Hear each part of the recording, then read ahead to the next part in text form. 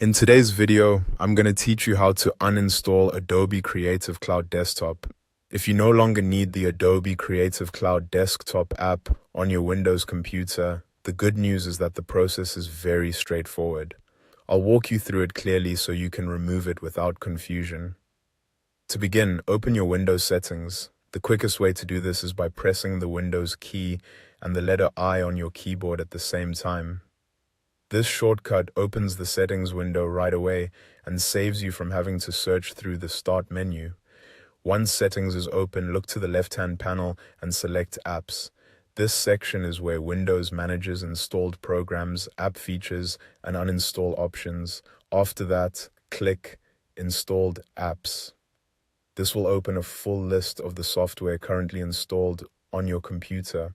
Now scroll through the list and find Adobe Creative Cloud.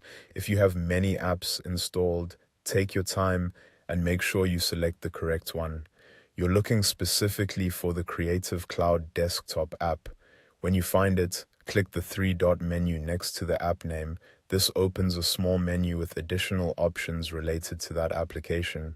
From there, choose Uninstall. A confirmation prompt will appear asking if you want to continue. Click Uninstall again to confirm. This second confirmation is normal and is there to help prevent accidental removal of apps.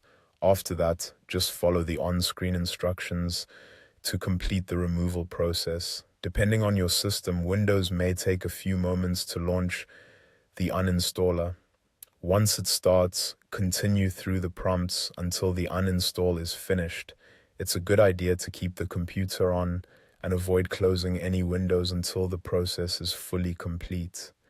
If the uninstall takes a little longer than expected, that's usually normal, especially if the app has background components that need to be removed.